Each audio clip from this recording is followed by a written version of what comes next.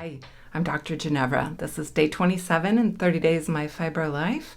Today was a really hard day. It would have been the 18th wedding anniversary for me and Jamie, and so I'm really feeling pretty sad and brokenhearted about that. But that's not the topic of this video.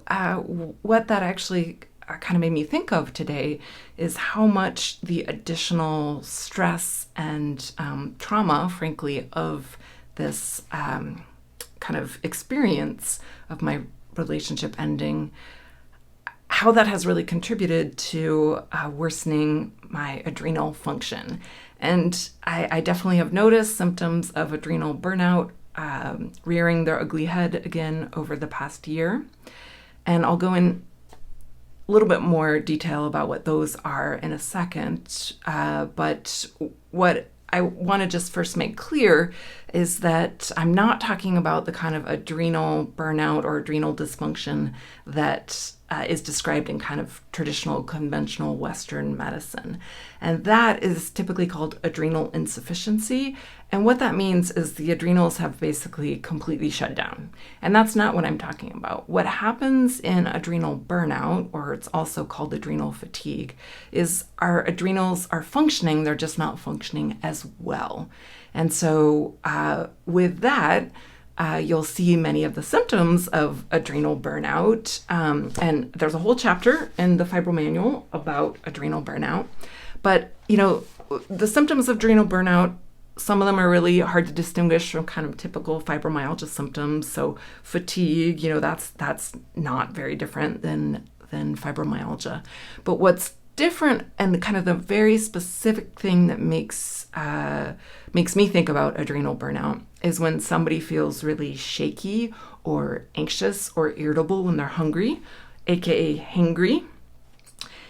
Our adrenal glands really play a big role in regulating blood sugar levels. So if you're somebody that as soon as your blood sugar levels drop, you feel terrible, whether it's emotional or physical terribleness, you need to kind of take a look at your adrenal function. And our adrenals are the glands in our body that respond to the stress response. So in fibromyalgia, we have a hyperactive stress response. Our brain is sending out abnormal, elevated levels of kind of danger signals. And as part of that, our sympathetic nervous system, fight or flight nervous system throughout the body is activated. And there's a whole bunch of effects of that. Muscle tension is one of them.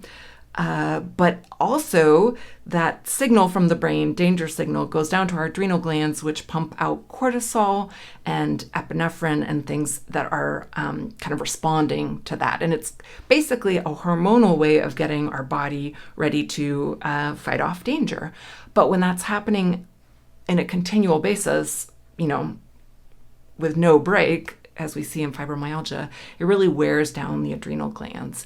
And what I'll find is that people will kind of be doing, okay. They maybe aren't noticing a huge component of what I would think of as kind of more adrenal burnout specific symptoms until they have like a major stressful event that can be getting an infection, getting seriously ill, or, a life implosion like I had. And so a life implosion, a divorce, a huge stressful traumatic event, even something just like a car accident, a physical trauma, it just sort of seems to be the straw that broke the camel's back, so to speak, so that our adrenals, which had kind of been limping along in fibromyalgia, suddenly really are struggling. And that's manifest by a lot of different symptoms, but fatigue, low blood pressure, nausea, anxiety, feeling thirsty all the time, feeling shaky, hangry, irritable when you're hungry, salt cravings, low libido, dark circles under the eyes, and environmental sensitivities,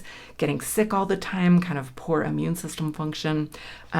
So there's a whole table where you can see those symptoms in the chapter in the Fibro manual. I also have a couple blog posts about adrenal burnout that I'll link to in the description below. But since I've been dealing with it so much lately, I actually have have realized in hindsight that that might have been why I was struggling so much with the keto diet. Because the keto diet, is very low carb. And so you're really reliant on your body's kind of mechanisms to access calories. And our adrenal glands are going to be needing to do a lot of work to kind of keep us at a steady state for blood sugar levels. And I think that I need to work on some adrenal healing, and there's some supplements that can help with that. I go into that all in the book and in my blogs. But I'm gonna do a little bit of kind of TLC for my adrenals. And then I might retry the keto diet again, both for maybe weight loss, but also just because I have so many of the responses to my query about how people felt on the keto diet is a lot of people responded that they felt better. And so I thought, as an experiment, I'm going to try it again. I'm always being my own guinea pig for better or worse. So I'm going to, as I continue to work on healing my broken heart, I'm going to work on trying to heal my broken adrenal glands and then maybe try the keto diet again. So thank you for joining me, and I really appreciate all of your kind comments as I've gone through this journey, these 27 days, which have actually taken more like 42 days, but who's counting? In the meantime, till I see you again, stay fierce.